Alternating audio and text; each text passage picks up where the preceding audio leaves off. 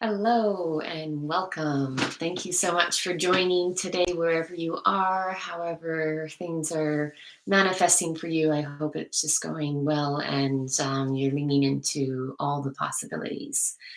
So, for today, this morning for me, has been an interesting wake up call for me this morning. And I guess, literally bumped me in the head of what teaching I'm going to share with you today, which is lovely. I think it's humorous how the universe and the humor that can be out there in certain ways when you are aware of it.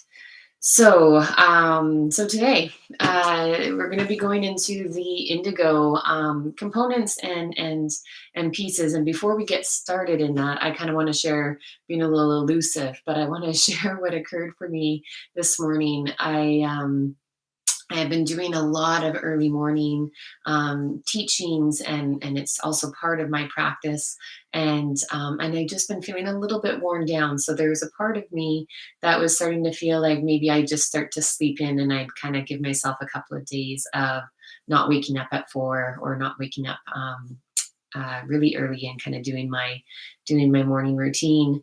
And anyway, it's just interesting. I turned my alarm off. I was last night going to bed, falling asleep. I was really looking forward to just, I'm just going to sleep in and just kind of, that's going to be okay tomorrow. And um, in the middle of the night, or not the middle of the night, at exactly like 3:59, um, I have these like glow in the dark stars on my roof because I love them, and I think it reminds me of a part of my childhood that I found very soothing and calming. And one of these stars that had been up there literally came unstuck and fell down and like hit me like right on my third eye, like hit me right on the forehead. And I mean, it startled me. It startled me awake to the point where I got up, and I was kind of right in the middle of a dream. And actually, my dreamscape was also interesting. I was right in the middle of teaching a fairly big group of people, and there was like a lot of information I was giving to that group in my dream. And when it hit me on the third eye, it just kind of like, for lack of a better way of describing it, like exploded a bunch of the teachings I was teaching in my dreamscape. So in that world, in that area that I was in, and it made me giggle out loud as I became aware of where I was, and I picked up what had hit me on the head, and it was this, um, you know, glow in the dark star. And it just came very instantly to me. I'm like, well, I guess we're going to do a meditation on indigo today.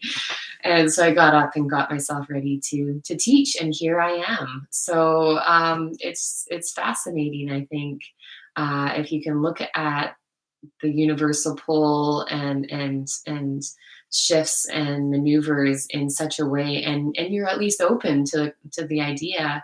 Um, I was looking forward to sleeping in. It just was not going to happen, and it wasn't meant to happen today.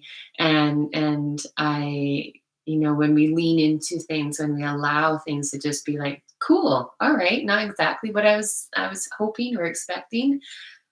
Totally cool with the outcome. I'm not going to resist it or try to fight that. I'm up now. How am I going to work with this? What does this represent for me? And how can I move forward in my day that kind of like leans into that literal bonk on the head, literal bonk on the third eye, in fact. So this is what's going to come forward from that. So another layer to this teaching, another layer to this story even is I'm right in creation mode. So I'm developing a course that is just so chock filled with teachings that I have kind of accumulated slash absorbed into my experience in my life, and I'm right at this very beautiful opportunity of being 20 21 years, almost 22 years in business, and having my own business. I've always been on the track of personal growth and learning, and then whatever I learn, I kind of teach, or I heal. So I'm definitely a combination of a teacher and a healer. And however, I really do look at my training, my actual training, as going quite a few years even before I started out my business. And when I was 11 years old, I got really, really sick, and the doctors had no idea what was making me sick. They didn't know how to fight it, and it was a very real, very, you know, um, it was a real concept that I very well might not survive. My body might not survive this particular hurdle, and I was just so, again, one of these things, and I think it's bringing up. Sorry, it might bring a little bit of emotion with it as well, but it's bringing up that things do happen in our world, in our universe, in our life, that are ultimately working for our highest good if we choose to lean into it. And when I was 11, and I could, no one was really telling me that I was I was in a dire state. I could feel I was in a dire state, and I could pick up, because of the empath. I'm an empath, and I, even at that age, I was just picking up so much subtleties in people's behavior and in their body language, really, that I knew what was happening to me was outside of the norm. And I remember one particular nurse who just came to me, and she was she was a unique and powerful presence, during that month that I was in the hospital, or during that time I was in the hospital, because every single day it felt like she was there every single day. And every single day she would just kind of be like holding space, not making anything wrong. If I started to have fears or worries about anything, she's just like, it's all good. Like, this is fine. This is what we need to do. And you are gonna be able to handle it. So there's this constant presence there for me. And at the end of the time, when the doctors, when they were able to save my life, they had to take extreme measures, but they were able to save it. And I remember this same nurse coming to me, and just empowering me to take my health and my wellness and my personal growth into my own hands. And I was 11, and I really took that to heart, and I felt a huge opening in my intuitive, in myself. I was a different person from that moment, from that experience forward. And the reason I'm bringing that story into today's meditation is I do truly believe that, this was quite a few decades ago now. I guess, like, almost 30 years ago, um, that this nurse was encouraging me to take my own health, and she gave me insights, she gave me books to read, like, she was just giving these little feedbacks.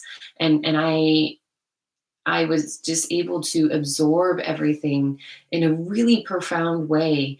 And I felt like that experience really, from that moment forward, it really connected uh, my indigo being, my third eye. So being able to share this meditation and share this teaching with you today is just bringing a whole host of my story forward for me. Um, and and I think it's just magic how some particular pieces in our world are there working for us, and the people that come into our lives are there working for us, working to bring our highest good, whether we understand it or not. Our human brain is really, I mean, it's a beautiful concept, it's a beautiful piece of who we are, but it is very limited in its ability to actually really understand or get the deep inner knowing of the 3D world that we are coexisting in. And so being able to really tap into and begin to flourish in the inner knowing, which this meditation is a part of that, I think it has some beautiful pieces to it. So I hope you enjoy, and we're going to kind of dive into the indigo, the meanings, the things that hopefully will land for you, and maybe you can go into your own past, into your own story, and find things that also come forward, that also come up. And I do truly believe that at least once in a lifetime we have a unique and very, it can be ever so subtle. That nurse was not an in my face nurse. She was just always there, always floating around, and just giving solace, or giving compassion, or giving, just holding space, really, for me anytime I needed it. And I had a lot of alone time, as well as a lot of people visiting me when I was sick. And so there was a lot of time to process and think and feel. I think one of my biggest gifts around that time is that I could just feel everything, the sickness that I had. Um, I felt everything, emotional, mental, physical. And I do believe there's some spiritual aspects there as well that kind of really helped to, whether I was fully aware of it or not, helped to tune me into that inner knowing. So excited. I'm beyond thrilled that the star hit me in my forehead today, this morning, and woke me up to this feeling. I feel very in line with where I'm at in my life and my teachings, and I'm feeling empowered. And so, to you, whoever is listening and whoever is taking this in, thank you. All right. So, with that being said, the indigo. Indigo, I think, has many different pieces to it. One of the most beautiful pieces that I believe is just a representation of the, like, where indigo falls within the light spectrum. So the indigo is literally a convergence or meshing of, like, the color violet, which is a really, really quite dark color tone, and with the color blue. And so these two, when they intertwine and when they begin to create this indigo color, when you start to understand the colors and the chakras and how these colors, what their representation is. The violet is just, connected to source, and the blue is the connected to our voice and able to express our inner knowing in a way that is Mm. in a way that is understood through the human mind. So it's like the inner knowing comes in and comes from the heart space, comes from above, and comes and converges at the throat, allowing and giving the unique individual, the person, the ability to be able to attune themselves and be able to bring information forward with great clarity and great knowing. And there's this real power around the knowing. Truly, what it is that you know something, and yet you don't know how you know it. And this is a piece that some people can really lean into, and this is also a piece that some people very much resist. They do not understand, and they do not, that logic does not necessarily come into a factor in this particular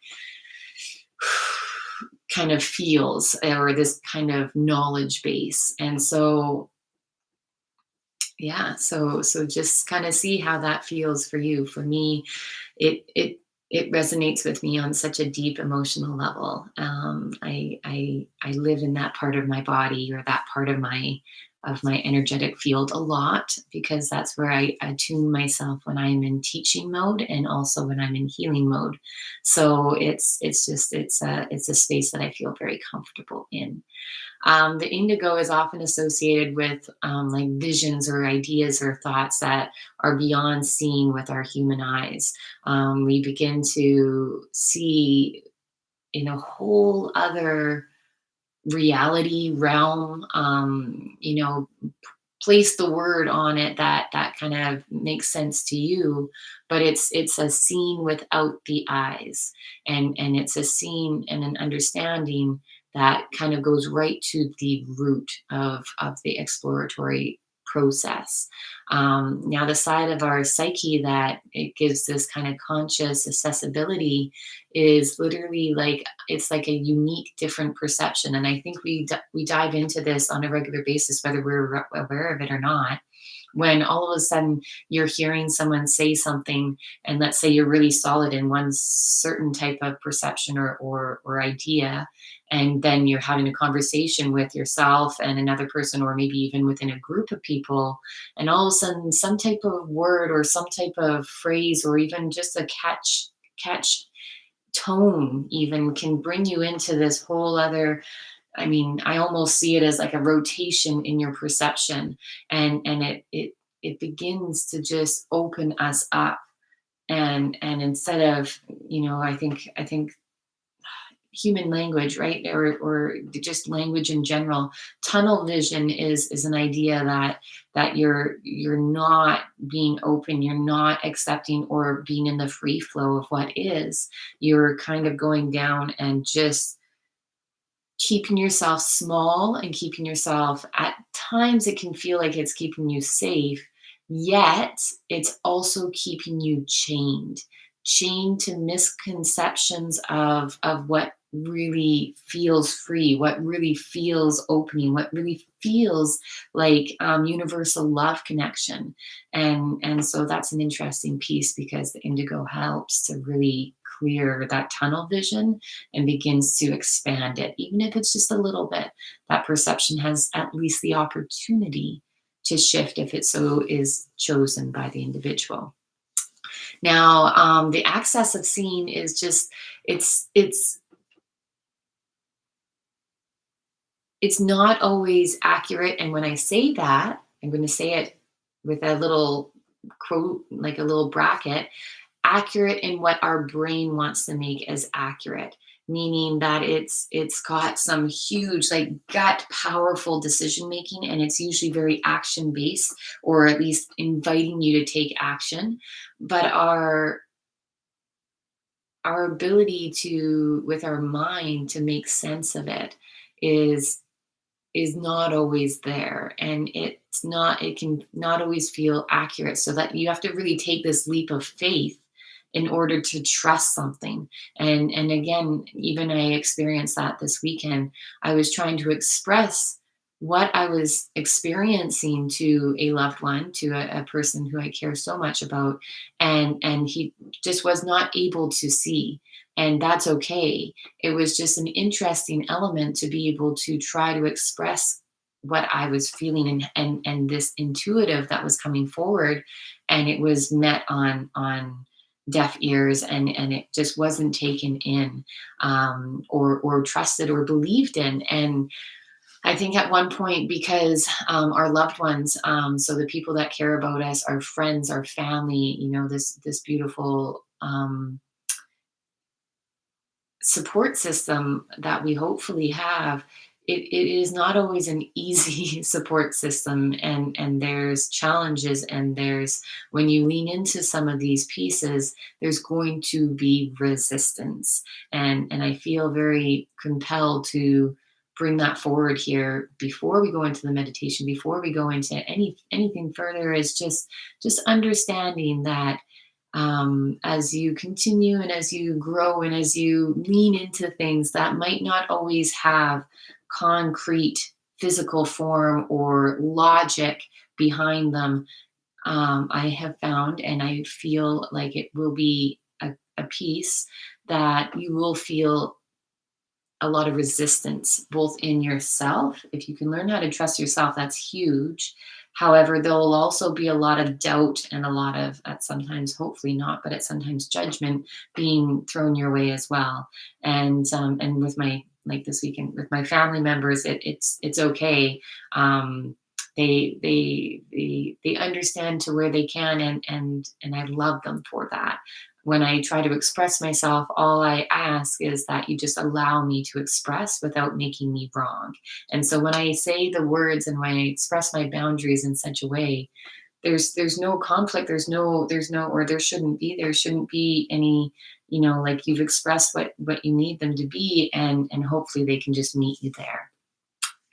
Okay, so just going a little bit deeper into the indigo, it accesses our clairvoyance, our clairaudience, and our clairsentience. So these are like things that we can see, that we can feel, that we can touch, or like when I say touch, like you can pick things up by just simply sensing something or touching or feeling something on the inside. So it's a whole other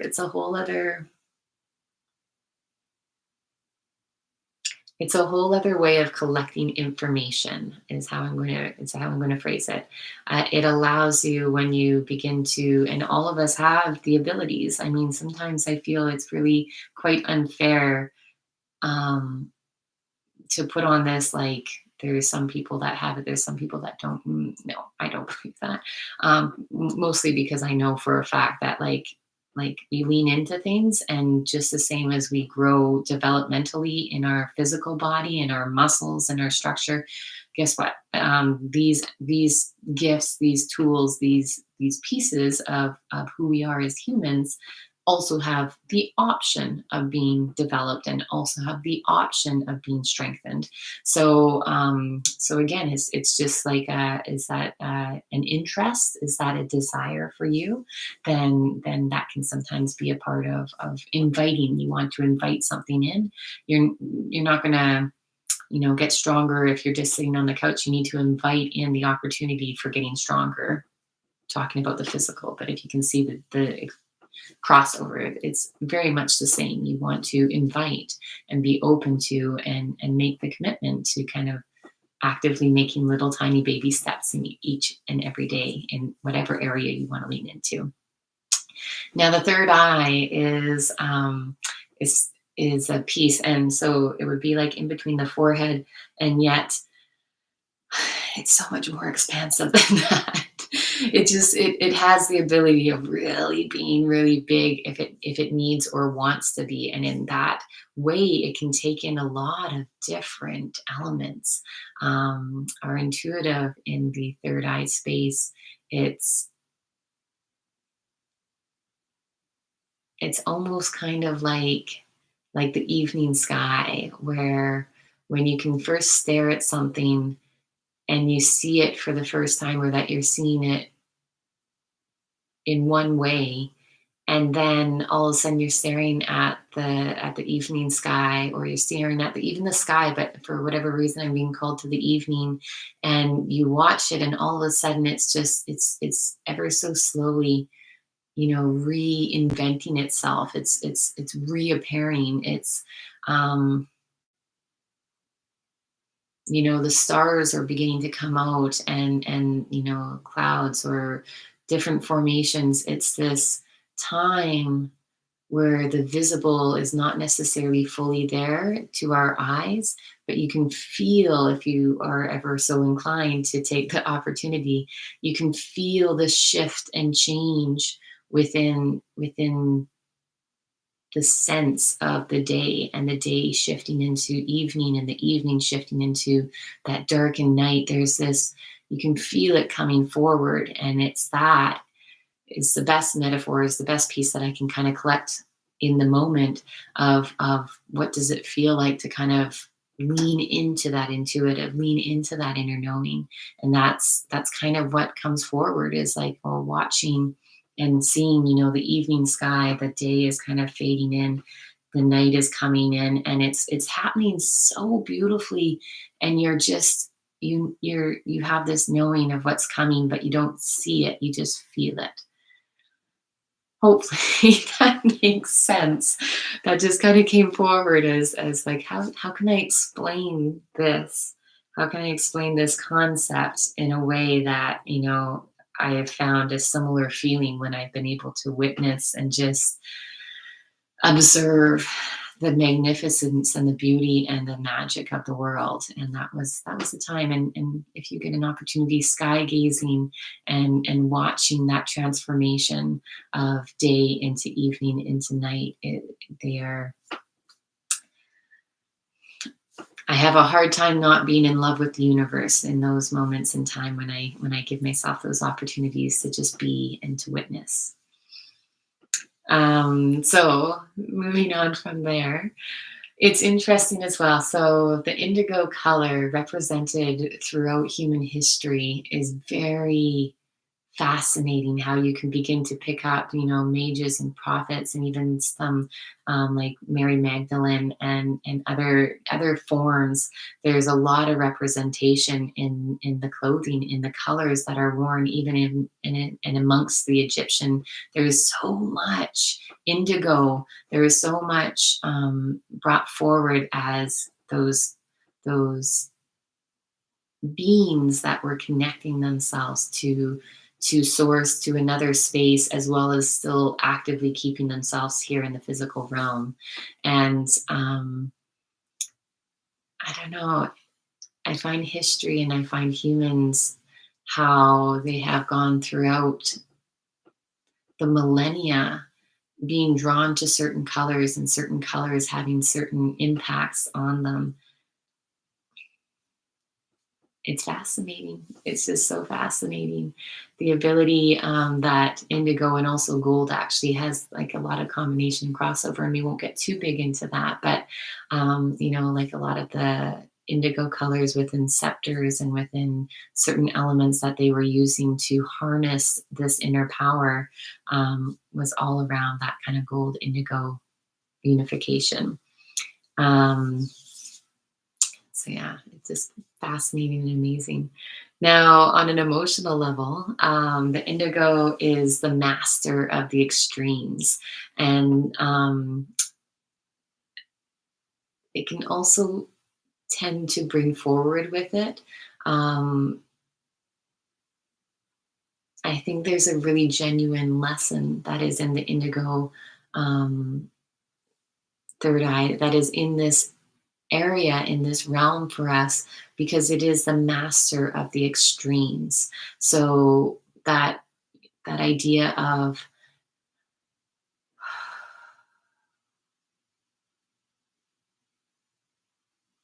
I want to say alone, the word that's coming forward is alone.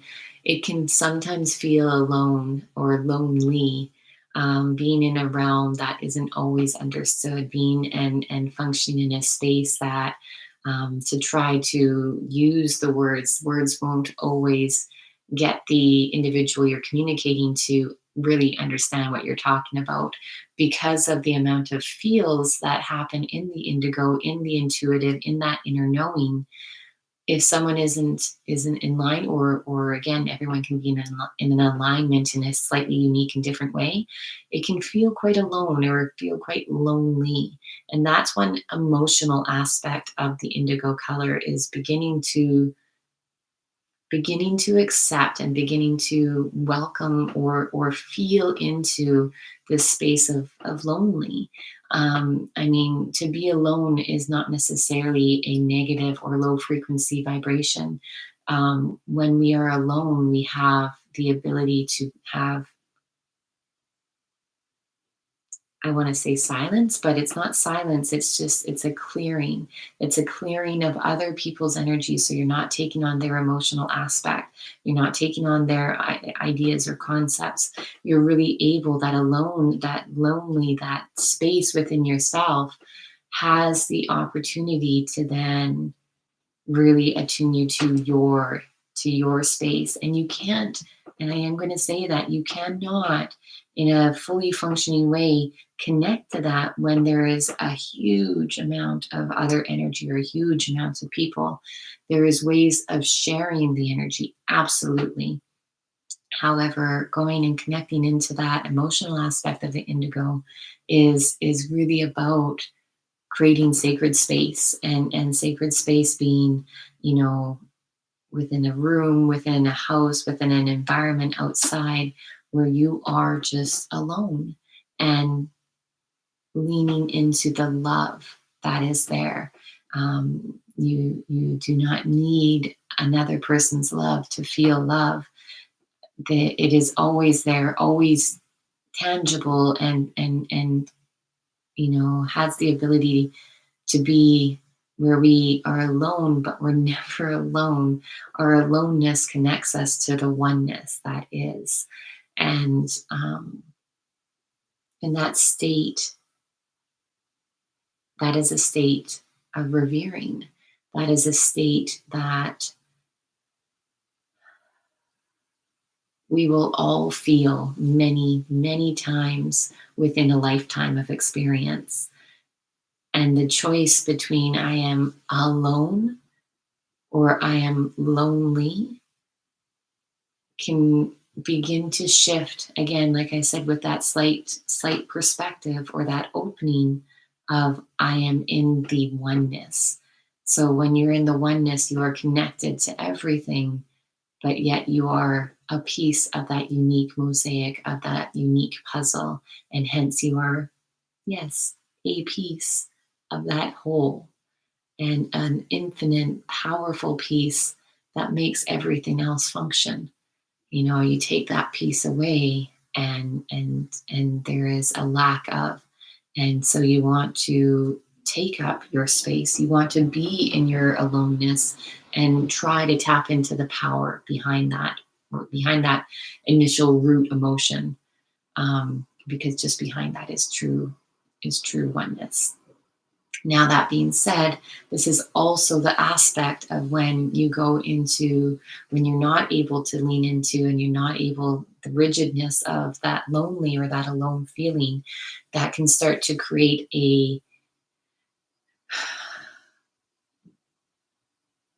want to call it a little bit of a cycle, and it'll create a cycle that begins to create a pattern of isolation, depression, and those factors begin to kind of bog down our psyche, and instead of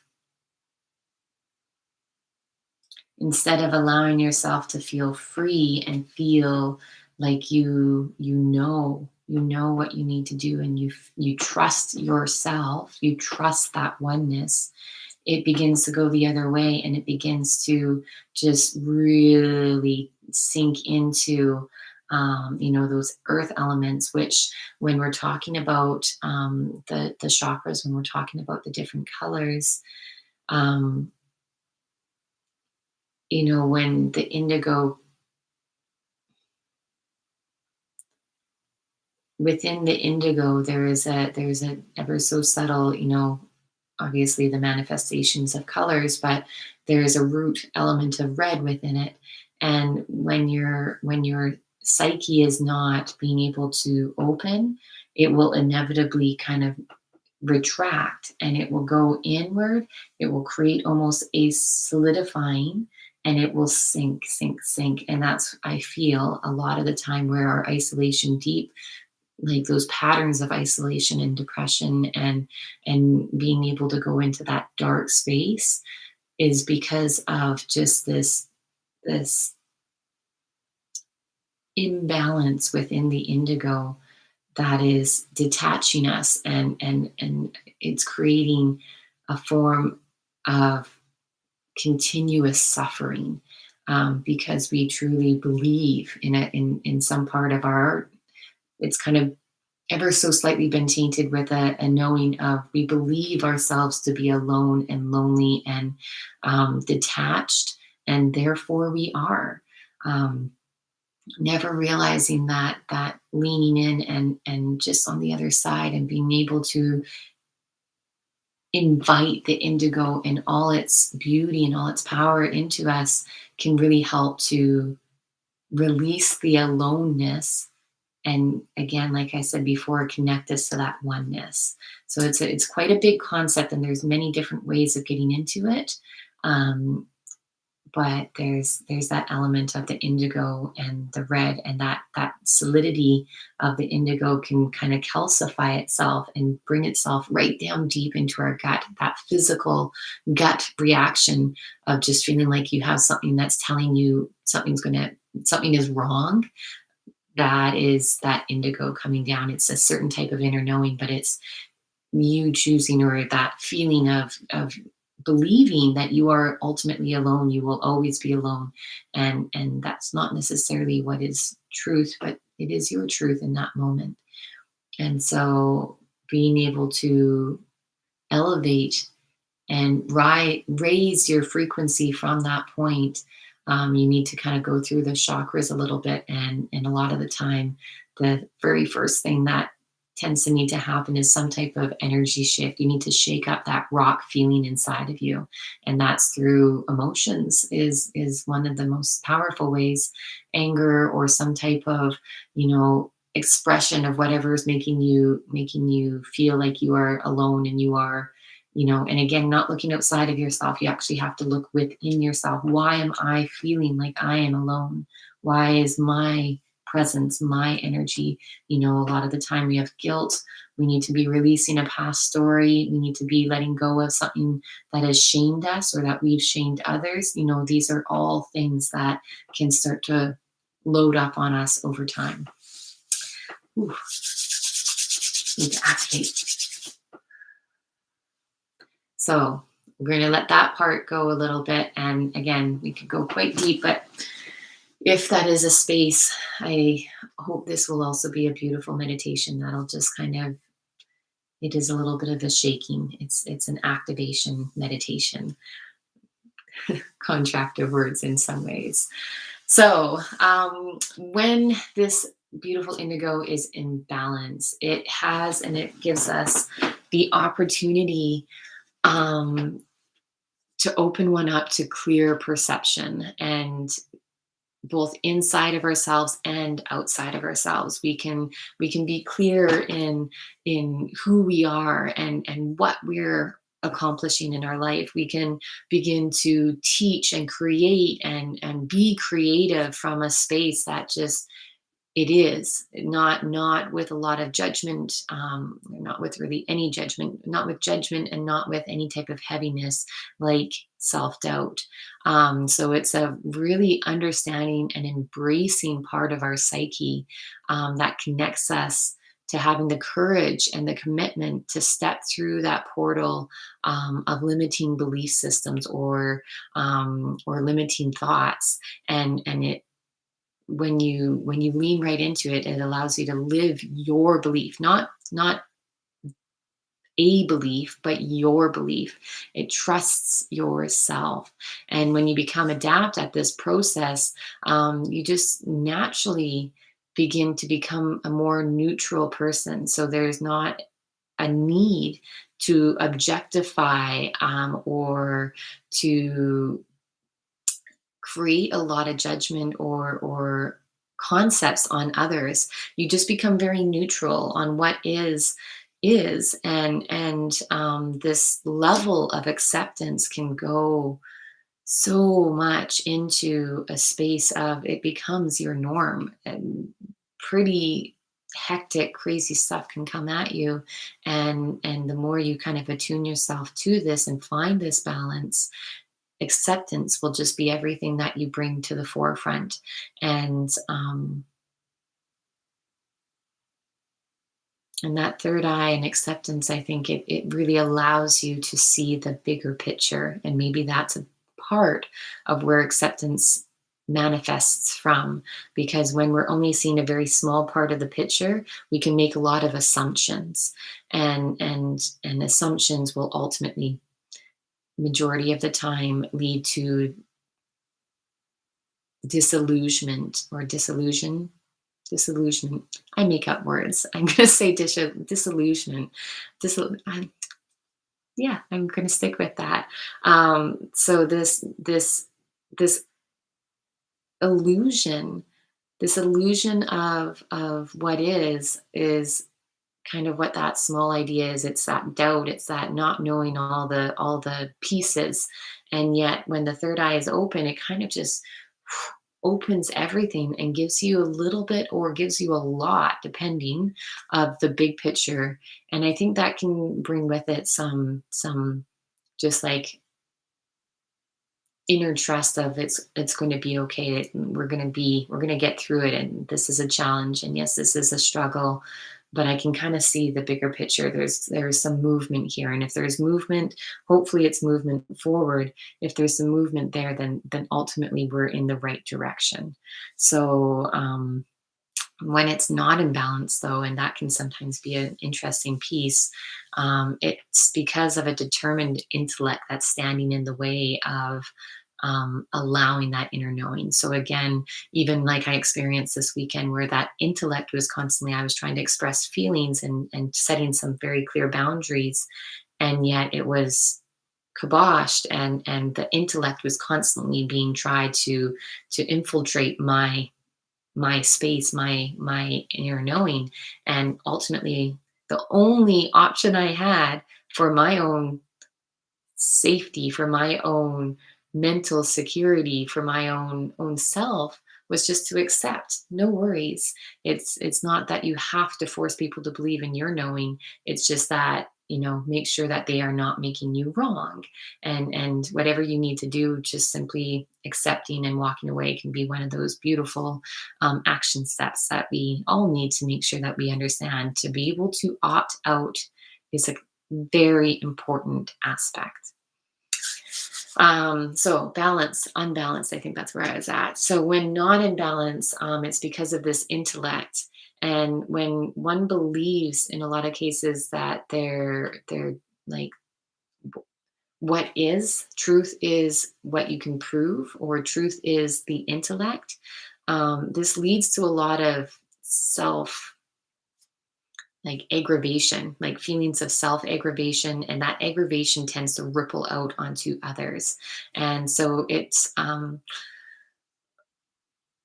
sparks certain behaviors. And again, this isn't a be all end all, but it's delusion tends to be a piece. So it just becomes where you are right, everybody else is wrong, and it becomes this very intertwined, very sticky feeling, that starts to kind of be based around you, and others can feel it, and whether they're aware of it or not, but it can create this stickiness to your energy force, that people just, they don't want to even be in the space. They want to disassociate, or they want to um, disengage because of the aggravation and um, the you're kind of almost trying to enforce your will on someone else, and there is no human out there, I think, that enjoys that, like to have your will kind of being forced on is a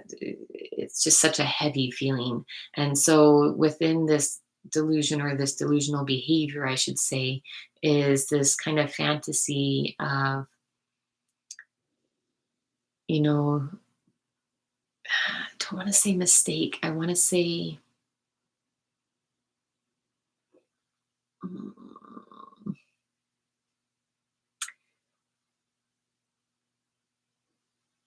so going in and trying to explain it, or trying to express it through words, not always easy, but it's an illusion that you get it.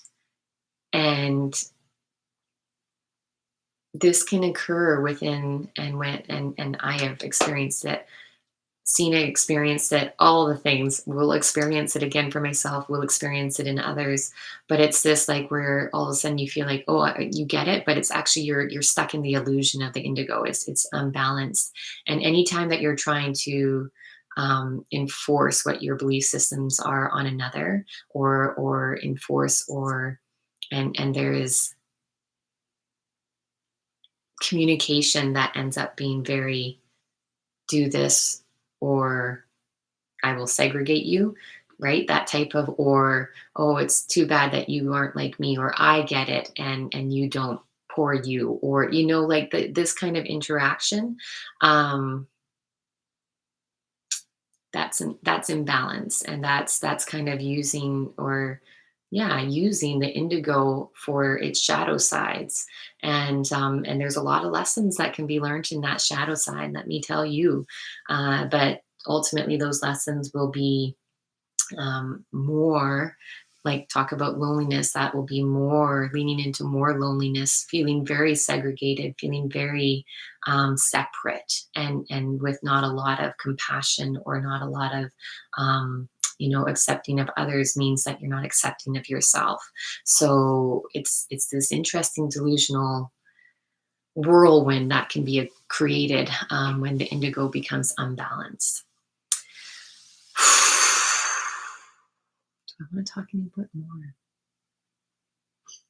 I think I want to do the meditation. So thank you for holding out. I have no idea what time it is, but I feel like that was a long one. I just had all the things coming in, all the things. So sometimes you need to lean into it. Okay. So first of all, within any meditation, if you choose to lay down now, or if you have been laying down the whole time, beautiful. Now I'm just going to get you to activate some part of your body. So again, for myself, my hands are my powerhouse. I activate the hands. I ground the feet. If you're laying down, then ground your sternum. Sorry, not your sternum, your tailbone. Unless you're on your tummy, and then you can ground your sternum. That would be fine too. Wherever you have contact. So if you're in a sitting position, make sure that your sit bones are connected. If you're laying down, your shoulder blades and your hips. If you're laying on your tummy, your chest and your tummy.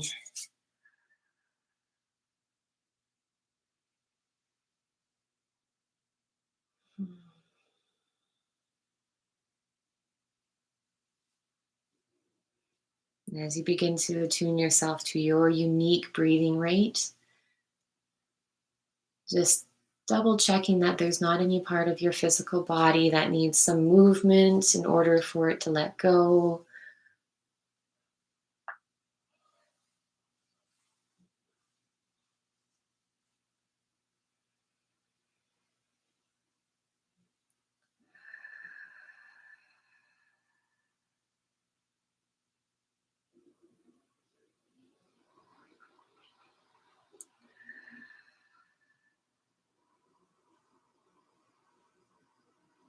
And as you take another breath or two here, once again, just really noticing how things are, what might be coming up for you from the discussion, or what might be coming up for you around this part of your body, which happens to be the head.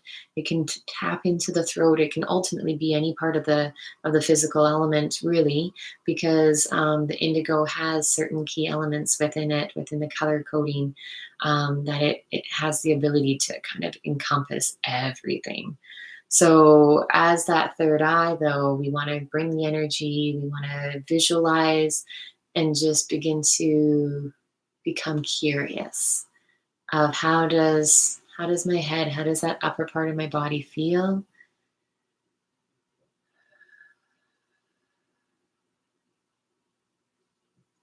You can begin to notice, again, energy and the ability to feel energy is one of those tools I was talking about.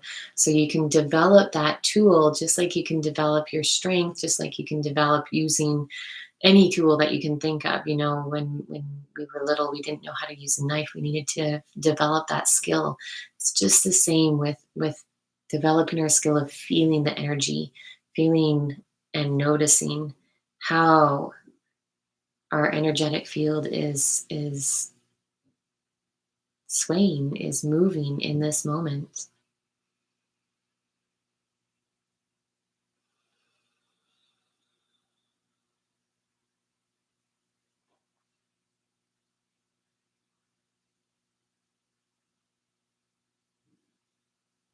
And then on your next inhale, I'm going to begin to get you to, yeah, I'm going to begin to get you just to visualize the feeling and sensation of water. We're going to dive into this meditation through the water element. And the water element actually really has a large part to play within the indigo. They are like sister energies.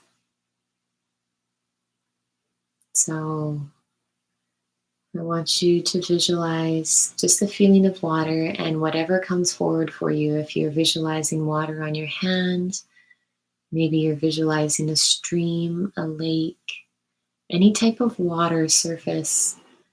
I want you just to tune yourself into that water and the feeling of it.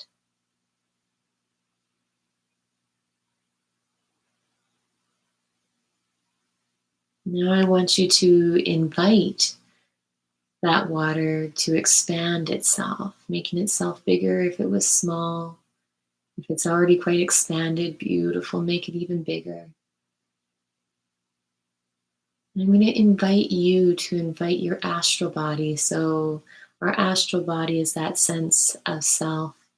And we're just going to invite that astral body into that body of water. So, if you choose to, the astral body can actually travel to a space, to a location, or you can bring the visualization of water to you. And you can actually visualize your physical and your astral body, which is all one and the same, in a surface or a body of water. So ultimately, whether we're traveling to a destination or we're staying exactly where we are and we're inviting the water element to come to us, we're going to visualize our body floating in that water.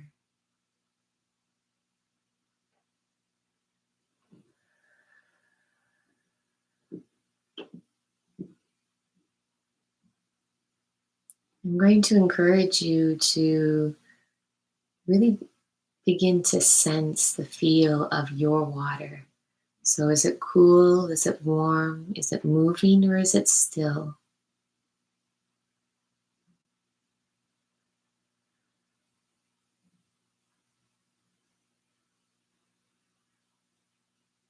As you begin to get the characteristics of it, I want you to also include within that the color. We are going to begin to shift and transform, but for right now, I want you to notice what color is this water formation that is surrounding you, that is supporting you. What color comes to your mind's eye?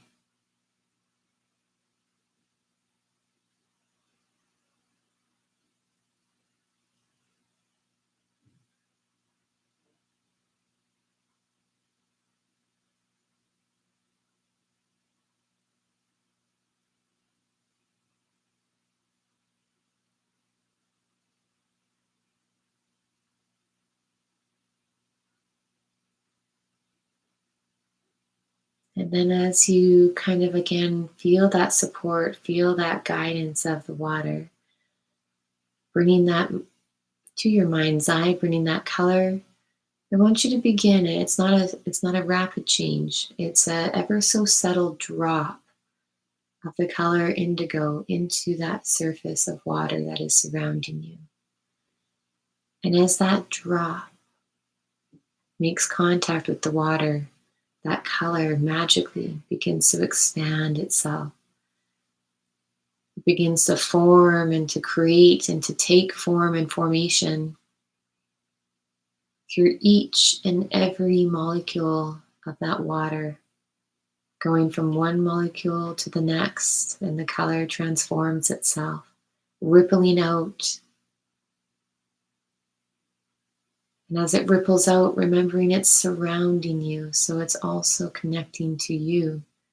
And you're feeling that indigo water connecting to each and every part of you, every part of your surface area, whether you're in your physical form or if you're in your astral body. Those water elements, those indigo water elements, are making contact with your cells,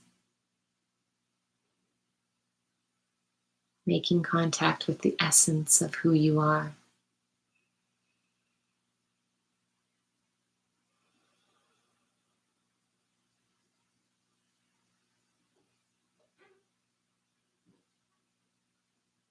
And as it begins to expand and as it begins to transform, I want you to feel that drop, that drip, drop where that drop is going to, where it once that indigo color was being included or being absorbed through the water element. We're now going to slowly invite that drip drop to come onto our physical or our astral body. And once again, it's an invitation. So you use that inner world, that inner conversation to invite that indigo color to come onto the forehead space. And it's just going to very gently, very soothing, begin to drip, drop a layer of indigo onto the forehead.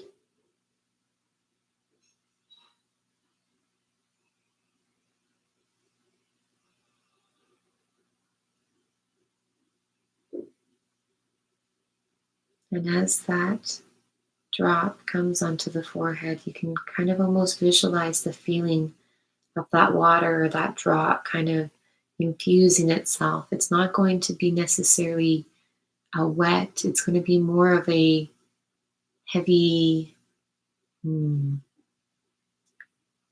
almost like a heavy dew that is on the grass or on the flowers in springtime.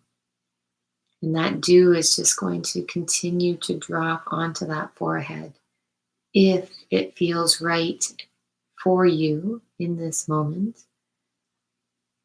Then please, I encourage you just to very slowly bring not your pointer finger, but your second finger, okay? And you're just going to slowly begin to tap.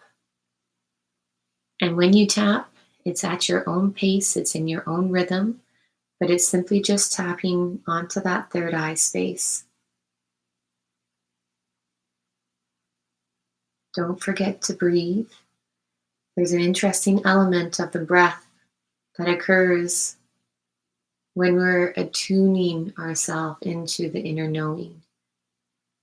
The breath needs to be there as a constant. It is keeping us in and within this 3D world. The breath brings with it that elemental truth component. So as you are continuing to tap on the third eye, I want you to also simultaneously connect to that breathing and just be aware of it. Make sure that that awareness is there.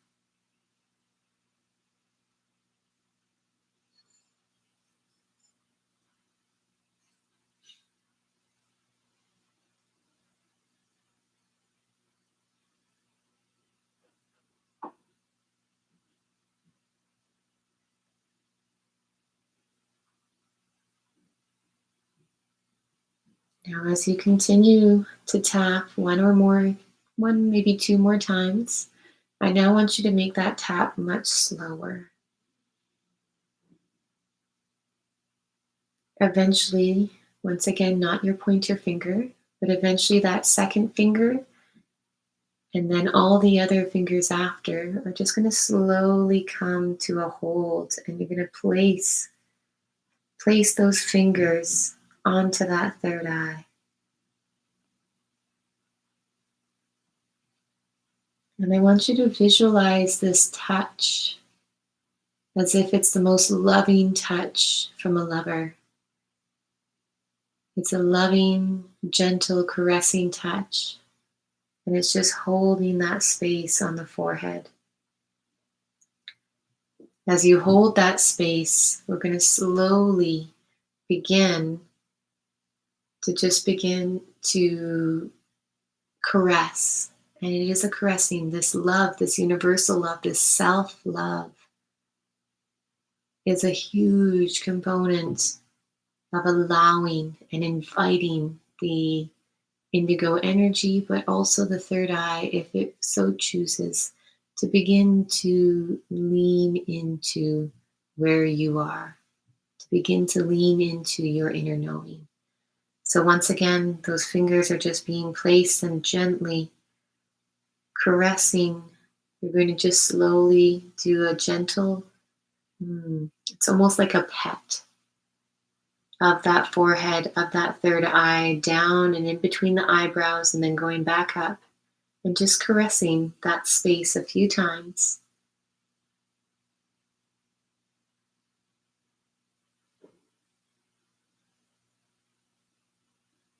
And when you're finished, allow the hand to come back down, allow your body to sink deeper and deeper into that indigo water.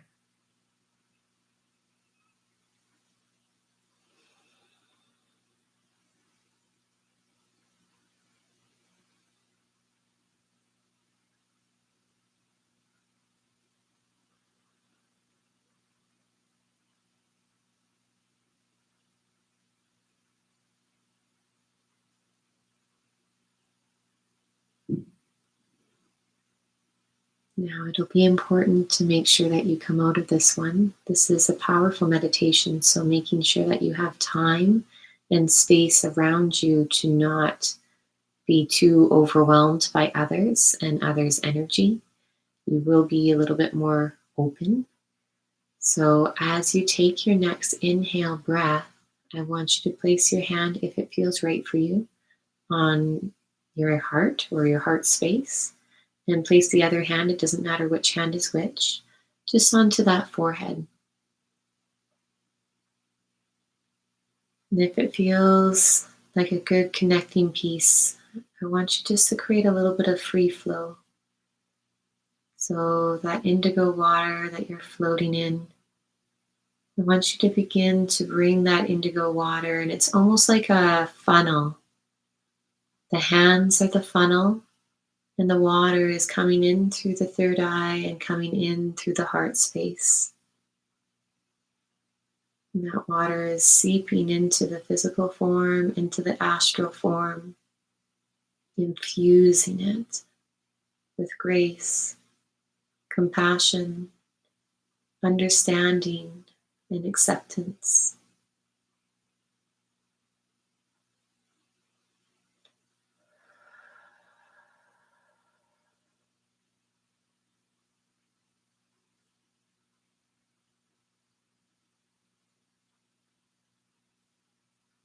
When you're ready, take your hands up, off the forehead, off the heart space.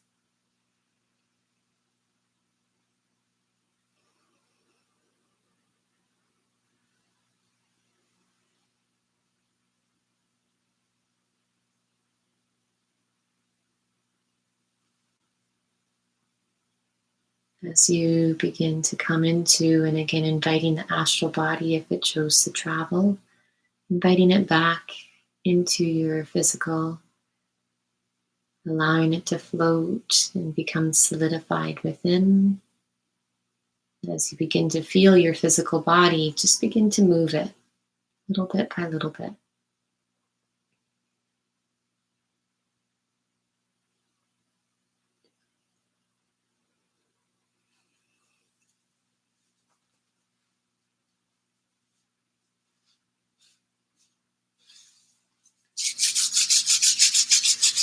If you so choose, you can activate the hands. And I'm just going to place the hands on my eyes. A little bit of reattunement there, just making sure that my physical body is all together. Also feeling like I need a little bit of movement in and around through the throat and in and around through the head.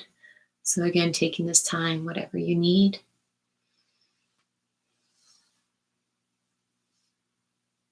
That is our meditation for today.